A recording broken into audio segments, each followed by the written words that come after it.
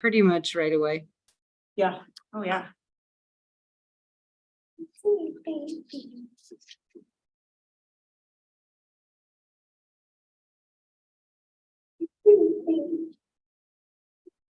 Here we going. It's a baby.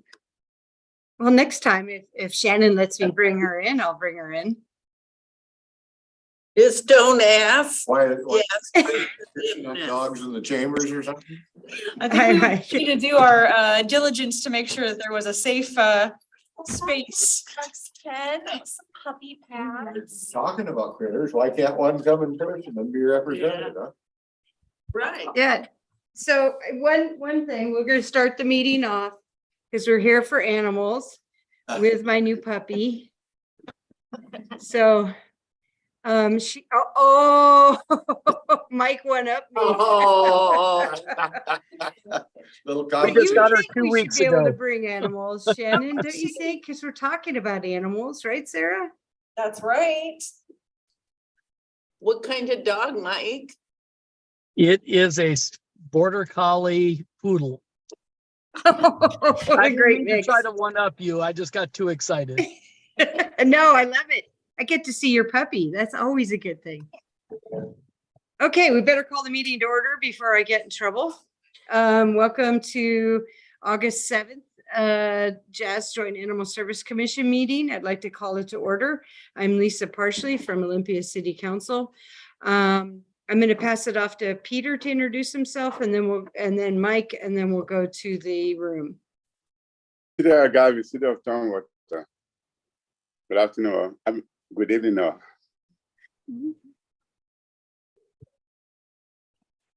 Mike?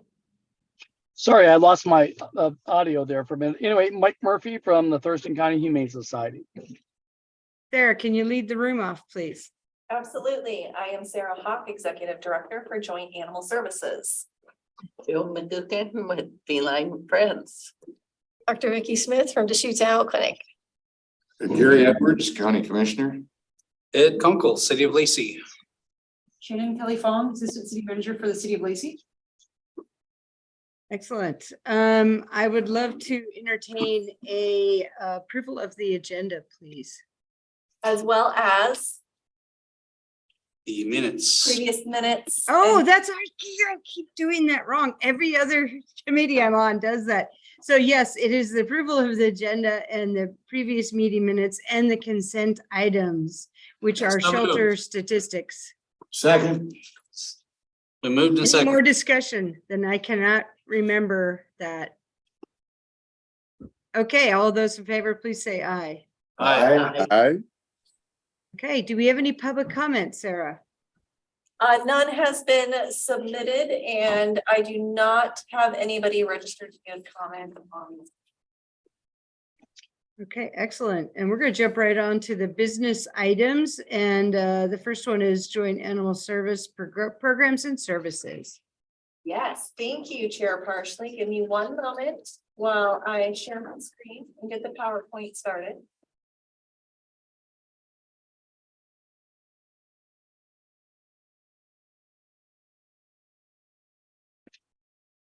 All right, so this evening, we're going to talk a little bit about our programs and services today. I wanted to do some overview, both of why we have the programs, as well as just some statistics and different items that we have. So when most people think about animal services, most people think about humane law enforcement, licensing their pets, a place for stray animals to go, and sometimes adoption, but that's about it. What people don't see are all the other programs that we do for the community here in Thurston County. So we have a foster program, we do advocacy, rehoming services, community events, so you can kind of see all the other programs. I'm using the iceberg as an example. You only see kind of the top little bit of what you assume we do versus all the many programs that we offer. So to get us started, we're going to talk a little bit about our volunteer and foster programs. So for many organizations, just like Jazz, we are, I would want to say, almost dependent on our volunteers for day-to-day operations. We run such a tight crew, minimally staffed, that without having a robust volunteer program, we would not be able to do what we do on a regular basis and help the animals in our care. So just year to date, we have had 3,592 hours. And I wanted to point out what that equivalates. So in Washington State, at the estimated volunteer rate, what that is worth for organizations here in Washington is $37.63 an hour. So that is equivalent of $135,000 of additional help that we are getting so far just this year. We haven't even completed the rest of the year yet. And they do everything from laundry, walking dogs, cleaning kennels, database entry. We now have new positions where they're helping in our clinic. And Joe, for example, is one of those. We could not do it without them. There is no way we would be able to be staffed sufficiently with the 22 staff members that we have when we're completely fully have no additional openings. And the same goes for our foster program. So they are amazing because what it allows us to do is almost double our capacity of animals that can be in our care, because the shelter itself, our capacity for care is only 95 animals. But when you add fosters into the mix, it allows us to really increase the amount of animals in our care. So currently, when I pulled these statistics last week, we had 193 animals that we were taking care of. Even though we only have 95 in the facility, 71 of those were in foster homes. So we were a little bit over, I think we're like 123 in the facility. Not too bad, knowing that most of those are kittens. So gives us a little bit more room when there's kittens versus adults, but 71 are in foster right now. At one point early on, when we had the hoarding cases, we actually had over 100 animals in foster. And so they help immensely. Last year, we had 77 foster homes care for 267 animals. Advocacy. So we still, as part of our mission, vision, and values for Joint Animal Services, advocacy is one of them. And it plays an important role, especially for us with humane law enforcement and the care of animals. And so during this latest legislative session, we supported two bills, HB 1424 concerning the consumer protection with respect to the sale of animals. And this was really about puppy mills and pet stores. So Lacey Olympia Tumwater had already passed legislation, I should say municipal code in 2021, banning the retail sale of dogs and cats within city limits. But the state actually enacted one themselves this year, also from a consumer protection standpoint, because there's a lot of predatory lending that happens in those pet stores.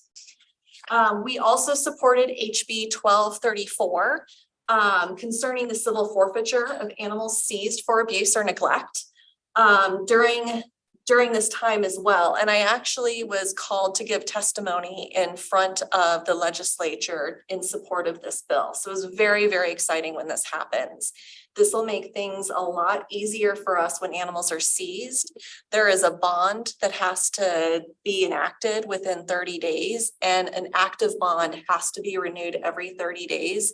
If a person whose animals have been seized for cruelty or neglect, they are responsible for keeping that bond up if they would like to keep ownership of their animals. So this really helps with that, because a lot of our cases currently, we have 2 dogs that have been with us over a year and the court date hasn't even been set. And that was prior to this being enacted. So we've had a year of these animals with the owners not necessarily paying any sort of bond for care while they sit there. We also help administer some of the spay-neuter vouchers for both Thurston County Humane Society, as well as SNAP, which is the Spay Neuter Assistance Program. Both of those organizations give around 30 vouchers a month. Sometimes Thurston County Humane Society can give more, closer to 35 or 40, depending on the needs. So we can hand out anywhere between 60 and 75 vouchers a month. And there is such a need for low-cost spay neuter here in this area that literally within 2 days they're gone. And we then have to tell people to come on back on the first of the month. The very first, like Tuesday, we're open. There's a line around the building waiting to come in and pick up vouchers. Roof Over Rover. So since 2005, we have offered this program. We use donated dog houses, and the shelter will provide dog houses to low-income households that need to shelter their pet. A lot of these also come from our field officers grabbing dog houses when they go out on a possible welfare check and they see that a dog does not have adequate housing, but it is because they cannot afford to do so. A lot of times the field officers will just grab a dog house and provide it for them. That way, again, we're striving to solve the problem in a way that we never have to go back out there again, right? So a lot of times our field officers use that program. Reunification programs. So again, everybody thinks of us as the place that you take strays, right? But we don't want them if we can help it. We would much rather they stay out of our shelter, period. And so we really try to utilize a lot of different ways for that to happen. Sometimes they can get a free ride home if they have a current license and they haven't visited the facility before. We also utilize by posting all of our strays that do come into the shelter. We post them on our website for people to see. We also post on social media, both our own animals that come into the shelter, as well as people who are filing a lost and found report. We post all of those to social media to help network them so that they can find their home. And there's been a lot of times, because we're monitoring both of those, that we can make connections. People can call to drop off a stray. Sometimes they even get here and we're like, we know this dog. We can actually tell you the owners if you're willing, like we can call them that you guys can just meet right here. Like we don't even need to have them impounded here. We've also had people offer to go ahead and just meet them and take them home. And so that has worked out really, really great. And of course, our community cat program, which we piloted last year with an $18,000 grant from Best Friends. And since its inception, so it hasn't even been in place a full year yet, we've actually been able to run 56 cats through this program that were identified through our humane law enforcement, so through our field team. These were nuisance calls. These were also hoarding cases. So after our large hoarding case at the end of April, where we pulled 157 cats, we ended up having 4 other houses in unincorporated Thurston County self-identify and call us asking for help. And so part of that, we actually utilized some of them as community cats because they were outdoor feral cats. We took in the ones with some coordinated entry. That way we weren't getting inundated with 50 cats at once. Working for them to drop off, us going out. Some of the cats that were actual feral community cats, we went ahead and just spayed, neutered, kept them on the property. And these were all people that recognized that they needed help, but they had seen that we could help them after all the news coverage that we got. We also do an emergency housing program. And so it provides a temporary housing for pets whose owners are having a crisis of some sort, a housing crisis of some sort. Usually what this entails is somebody's been taken to the hospital and they live alone and they have nobody to care for their pets. Sometimes they've been arrested. There's lots of different reasons. And so we have 3 days that we will house, and then the owners have an option to get in contact with us to renew it for another 3 days, where we will do some emergency housing and they're not being charged for kenneling or what we would do as a normal like reclaim and impoundment. But a lot of times we're made aware by hospital staff, emergency staff, items like that, that we know to get in contact with the owner. And last year we had 16 of those come through our program. So owner surrenders and rehoming services. So I combined these because they go hand in hand, right? Again, we want to be the last place that people consider when they're surrendering their animals, mainly because we are not the ideal place for animals to come to, but we want to be there for those who have no place else to go. And so we offer a lot of help with that. Not only do we offer resources for behavior training, veterinary services, we also have 2 websites that we work with. We actually pay to have home to home and actually have it rebranded in all of our logo and colors as another alternative for people to post that's not Craigslist and not some other ways that people need to rehome their pets. It's something that we manage, so people have to request to post, different things like that, but it's another alternative than people surrendering them to us, especially if they don't want to, but they don't know how they go about finding a place for these pets to go. And it's been really successful. So since we really started doing this more holistic approach where we're having conversations with people about owner surrenders, making appointments, having these discussions with everybody, prior to implementation, so in 2019, the percentage of all of our intakes was 41% were owner surrenders. Now it's 24%. So we're really only getting the ones who really, really need us.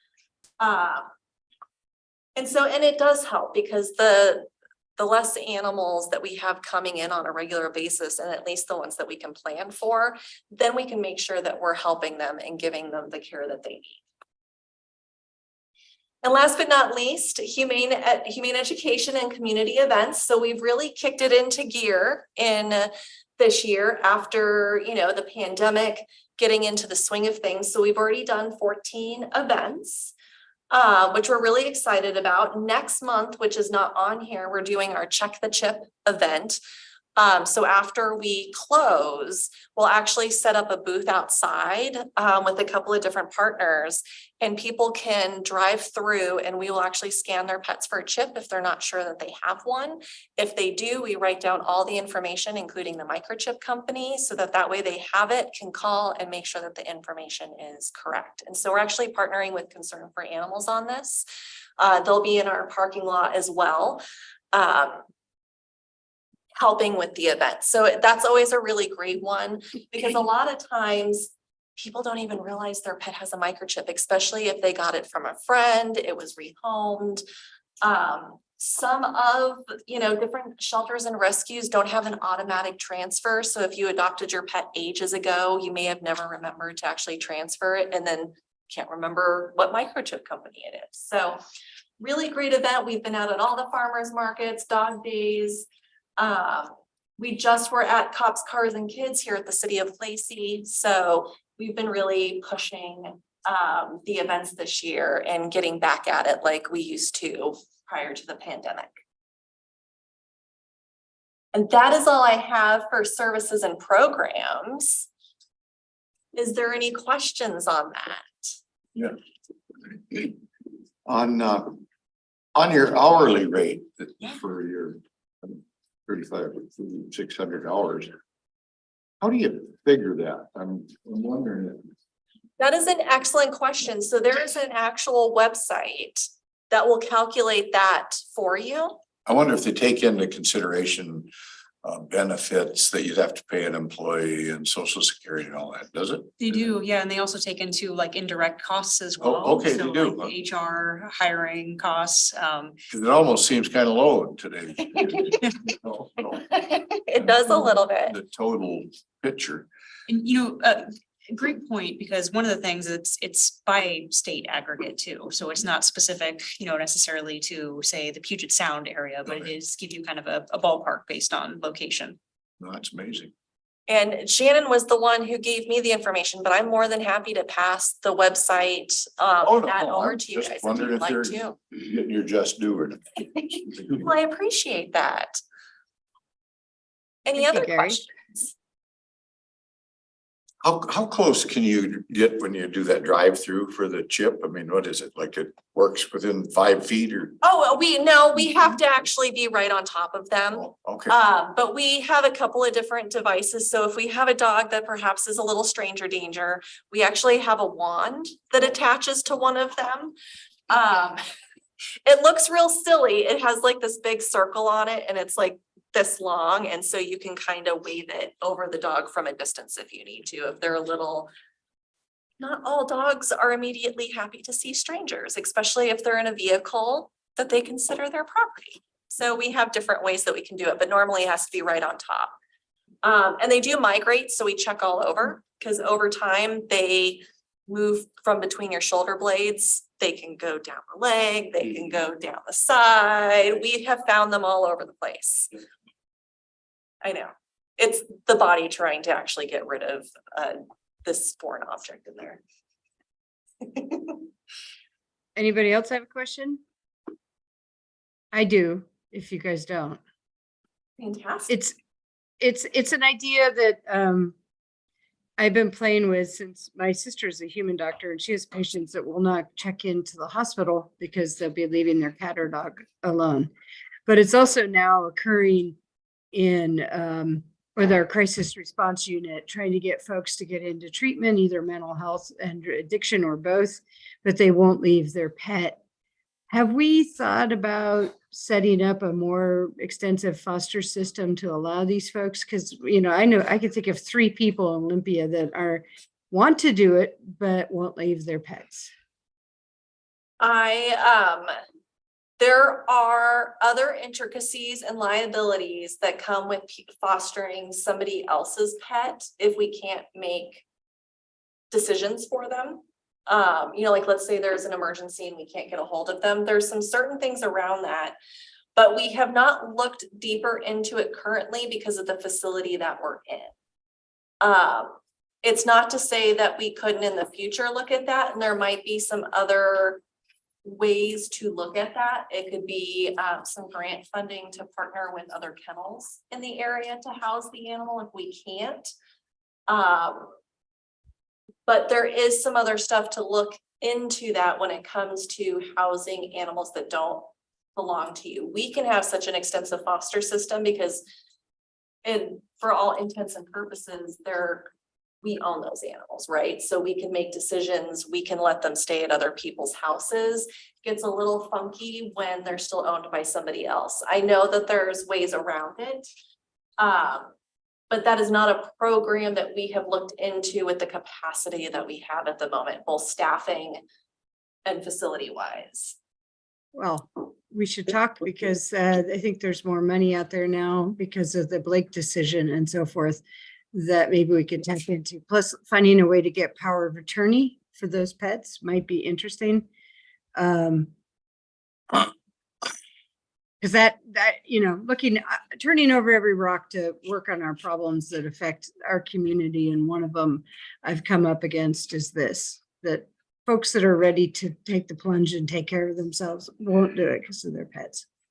Well, it's the same for domestic violence victims as well. A lot of them will not seek safety unless they can take their pets with them. And there are programs, so we can look at other examples throughout the country that have done those programs in the past.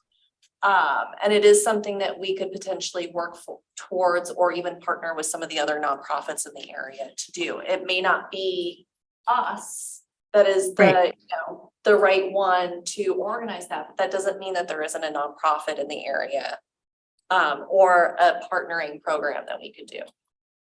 Excellent. On the list Okay, for the just put future. to-do list. Because there's a lot of public-private partnerships and profits we could look into. Anyways, okay. Any other questions? Sarah, you get to go on to municipal code review. How fun. That's just gonna be so exciting. Sure do. It's we get to talk about some fun stuff. All right, so as part of this 5-year strategic plan for Joint Animal Services, as well as the commission, one of the items that was outlined as part of the strategic plan was for a complete review of our municipal code. And the reason for this is because the chapters having to do with animals have not been revised as a whole for at least 20 years. So there's a lot of outdated language. There are also stuff that doesn't necessarily pertain to what we do anymore, as well as some of the codes can actually inhibit life-saving programming and how we enforce stuff. So there's multitudes of reasons why we're looking at this. Some examples of what we have done previously was community cats last year, where we added language pertaining to community cats, as well as in 2021, when we did the retail sales of dogs and cats. So one of the examples that I brought, just to give an example of kind of the outdated language I'm talking about that we would want to change, is it's actually written into municipal code that we have what we call a hotline that's really a voicemail that we have to list out every morning, every single stray that has come through our doors, the description, why they're there, the whole thing. Which was fantastic in 1996 when they mandated we do this as a way to identify what animals we had at the facility, right? So that you could tell if your animal was at Joint Animal Services. However, we have much better technology now. And I would really prefer that we don't have a recording of a voicemail stating all of this when we actively have a website, when we literally post it on our doors every morning, what we have. So there's other ways that we, besides contacting the owner, and that's only used when we have not been able to contact them. If they have a license, they have a microchip, we know who the animal belongs to, we're doing a phone call, we're going to their house, letting them know that we have their dog. But these are for the ones that we don't know who they belong to. So we're trying to get them out there so that they can get home. So this would be one of those examples, and I highlighted with the problem area that we would fix. And then also this section with either placed for adoption or euthanasia. So what we would suggest that get changed is that, you know, it would be an animal services approved public accessible system or platform. So trying to also make this so we don't have to go back in again, because perhaps in the future, it's not our website, it's a different platform that we use to post our animals, correct? And we want to make sure that we include in there that it's not just adoption or euthanasia, but there's also the possibility of once we have ownership of the animal, that they would be transferred to another shelter or rescue. So we want to make sure that that gets put in.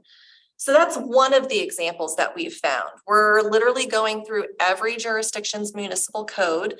In most cases, Olympia and Lacey line up a lot. Tumwater is usually with some outliers that are the same as Olympia and Lacey, and then Thurston County, of course, making sure that we update some of this language to reflect the types of services that we're providing. Another example of this would be is that, and this is an example language, this is not the final language, would be a section where we add waiver of fees or penalties. So this language was actually pulled from King County because I reached out and asked their director how they are able to do adoption specials whenever they want. Because currently we can only do adoption specials when we have funding to replace the amount that we're reducing. So I cannot just reduce funds because we're full and say, hey, all adoptions are free, all adoptions are $25 to try to get animals out. I also technically cannot waive fees depending on circumstances. You know, if there's a domestic violence victim who can't pay the surrender fee because she's, surrendering her animal that day, but she can't afford it, I can't waive that fee either. If you have, extenuating circumstances like your dog escapes your property during the 4th of July when fireworks are going off, and your dog's here and you can't afford the redemption fee for whatever reason, I can't waive that. And so what we are looking for is the ability to waive depending on circumstance and have it written in with the criteria, with the code. That way it's no longer a gifting of public funds. Because it's in the best interest of the animal and the best interest of the organization. And so I did write in like some of the examples that we would use that for. So like I said, the adoption special, when we're at capacity, we could just waive fees so that we could empty our shelter when we needed to. An owner that's considered low income can't afford the redemption fees. But again, it's in the best interest of the animal. If this dog can't go home with its owner and the dog's not adoptable, where does this leave that animal? Much better for it to go home, right? And then, again, the dog escapes during 4th of July. Wouldn't it be really great if we could just waive redemption fees during that time for any of the animals that come in? They can just go back home so long as their owners come and get them within 24 hours. I think that would be great instead of then filling up and having dogs there that don't need to be because they got scared and took off, because they were frightened while the fireworks were going off. So that would be another example of what we're talking about. We have not done the full review yet. We're still working on it. It's a lot of code we're going through. And then we want to make sure that we're also suggesting the language, having legal look over that language to make sure everything looks great. So ideally, we would have those to you by the end of this year, but it could potentially, on timing and how long the review takes, could be towards the beginning of next year when we make those. But we would much rather, instead of continuing to do these small asks of the jurisdictions, let's go in, let's dig into it, let's clean it up, let's get it consistent across the board, which will make it much easier for enforcement as well. Questions on? You need a thumbs up? I just am letting you guys know, but do you guys have questions about any of that or what we're doing? Seems reasonable. I mean, Yeah, me too. yeah. Fantastic. too. Like Common sense actually sometimes does function and go. it's true. I agree, I agree. Yeah. Another example I can use, so for Lacey and Olympia, apparently with the way everything was worded, it could only be animal cruelty if you were an owner. And so it literally said a pet owner would be convicted of cruelty if X, Y, and Z, not a person who did this to animals. And so we went in, we're like, hey, can we change this to a person, not an owner? Because that way we could convict anybody who did something to an animal rather than it being just a pet owner who does it.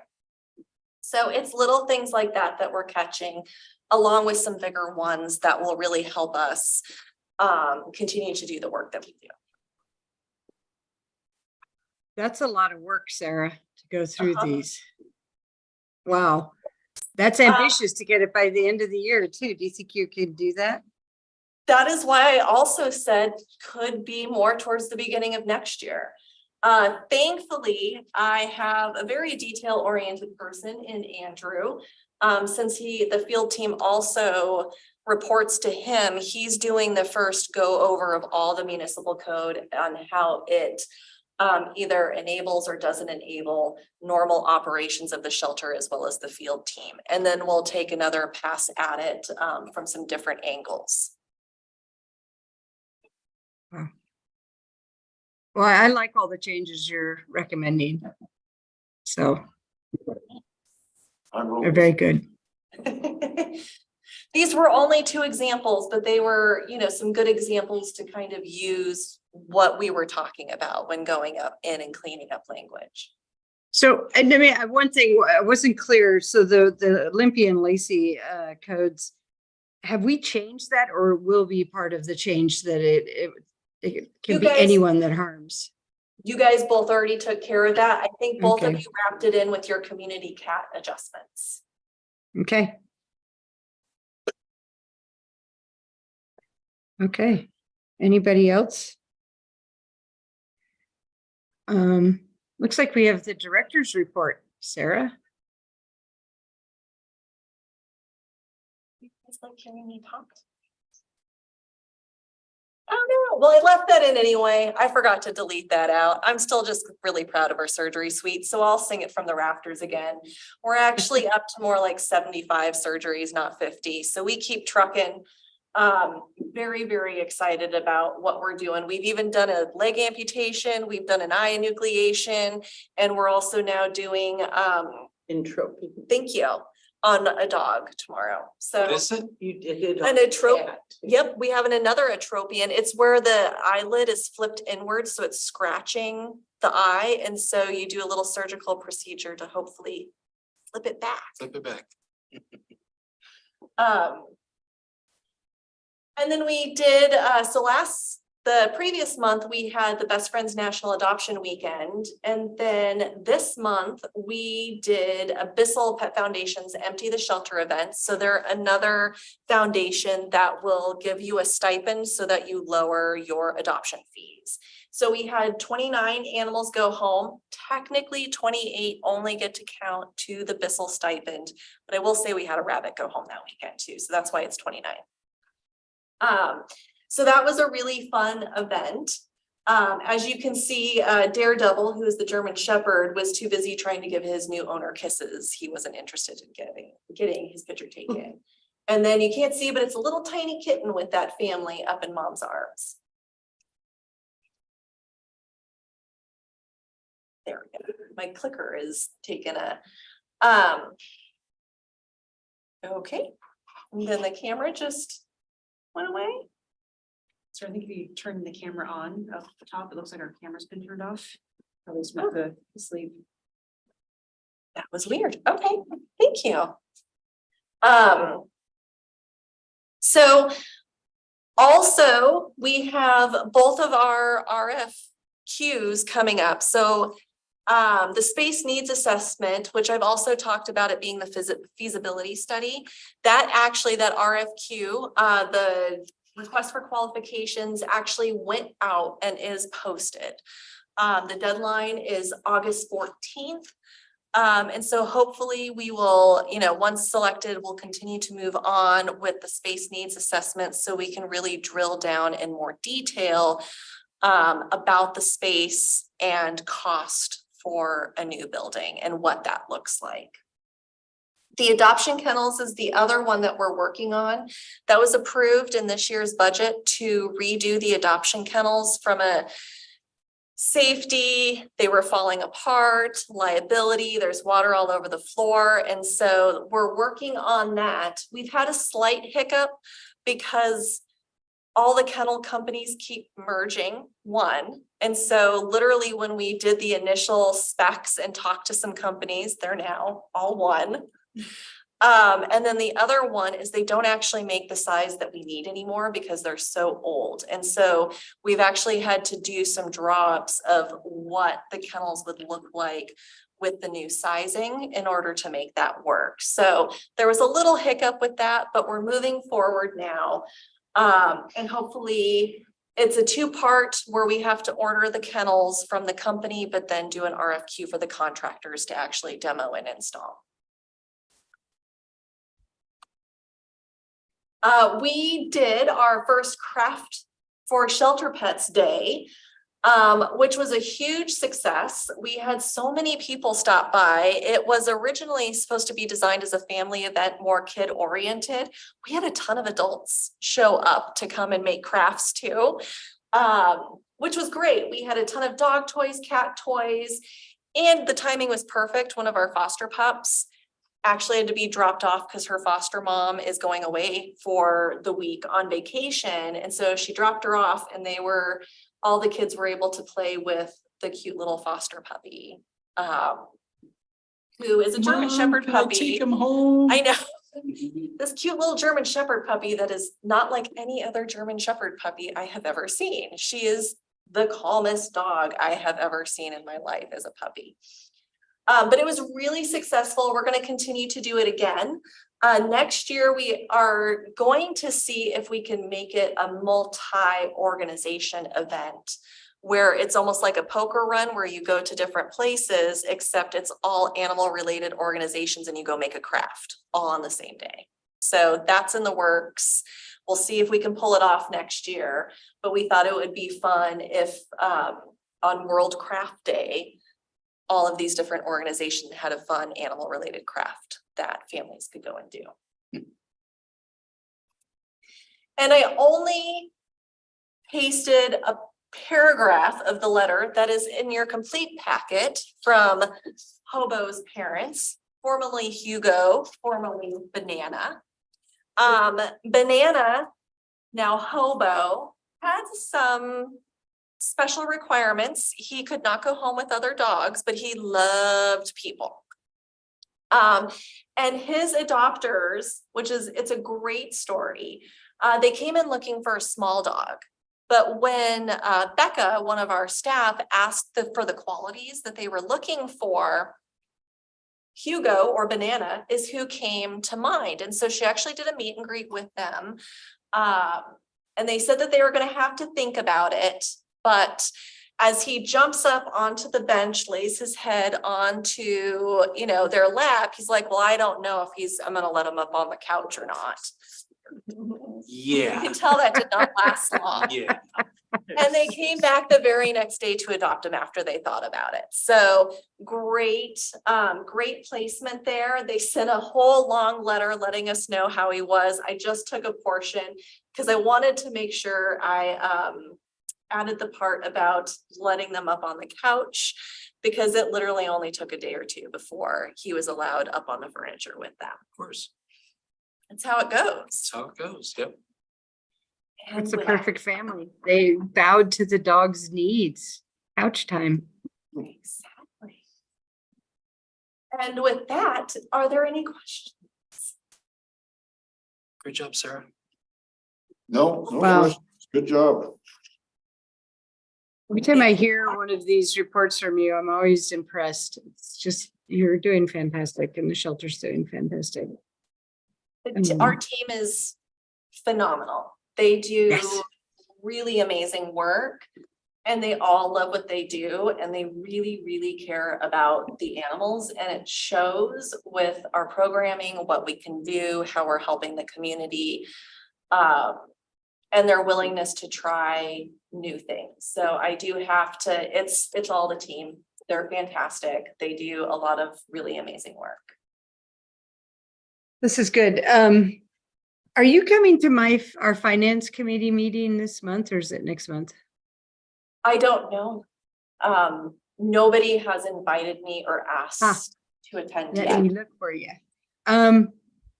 The reason I ask is that it would be good for the other committee members to hear once again why this is so important. I'll check right now. I would also, while you're checking, like to extend the invitation. Olympia City Council actually came through the shelter and did a tour of our entire facility and got to see it as a whole. I would absolutely encourage you to go back to your councils, to your commission, and invite them to come down and take a tour as a whole. It was a lot of fun. I can vouch for that, Lisa. I'm assuming everybody had fun. Yes. Olympia managed to schedule a day that we had surgery, so they were even able to pop in and see the new surgery suite at work. So I just want to make sure we extend that invitation. I would love to have Thurston County. I would love to have City of Lacey, and I would love to have Tumwater come down and have them come view the facility. Hey, Michael, has the Humane Society Executive Board toured the facility recently? No, but you know what? That would actually be very interesting for us to have a field trip. Can you do that, Sarah? I think that it's educational. Always. I am more than happy to give a tour to any groups that want to come through. That would be great. I'll get with you on that, Sarah. We have to Perfect. have a board retreat in September. And so maybe we could tie that in. Oh, that could be fun. So I Lisa, think, yes, Peter. um, But Tom, when I coming to visit, I did brought that up at our city council meeting, the last one. And I am not sure if what they're waiting for is for Sarah to formally invite them or do the scheduling. So Sarah, I think the ball is in your court. I would be more than happy to reach out and initiate and get that going. That's not a problem. Okay, thank you. Yeah, Peter and Ed, it seems like after the tour, more of my council mates actually pay attention during my report on JASCOM. And they are asking me questions and they're wanting to know when the building assessment RFQ is going out. They're actually pushing me for information, which is excellent. I don't mind that at all. Wow. Okay. Lisa? Yes. I don't know, I don't know if you're doing this, Sarah, but are you going around to any of the service clubs or offering them maybe to be a speaker? You do a great job, like this presentation right here. I don't know what most service clubs, 20 minutes maybe or something. I have Yeah. gone when I've been invited, but I can certainly start But, reaching out as well. Maybe letting people know you're available to be invited, it might help bolster community support. Yeah, we've had Sarah at MLSA at least once. That was a fun one too. Yeah.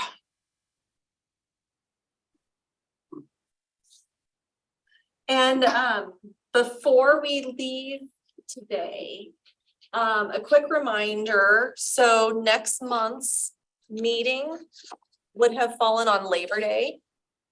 Technically, the next Saturday Monday would be Monday, September 11th. But I wanted to give opportunity while we had everybody together. I didn't want to necessarily have a JASCOM meeting on September 11th. If everybody had other ceremonies, other events that they were wanting to attend that day because of the date. And so I don't know if we want to push that meeting to the 18th, or if we even just want, since that puts us 3 meetings into September, 3 Mondays into September, if we want to wait and just have an October meeting. I have nothing that night. I don't know what the other members have. You have what? Only nothing planned on my city calendar. I would say skip it and have the meeting in October myself. I would, yeah. I would agree. Because I don't know, I can't tell you right off the top of my head what I've got. But in September, Yes. there's veterans issues or, you know, that kind of thing. I mean, that's gonna be my priority. Absolutely. Does anybody have any issues with just postponing the September meeting, like canceling the September meeting and then meeting in October? No, I'm fine. I believe we will need a motion. Oh, yep. Okay, I'd like to Before entertain a adjusting the motion. schedule. Move to cancel the September meeting of JASCOM and not have another meeting until the 1st of October. I second. I second that. Any more discussion? Just one. Hearing none, let's vote.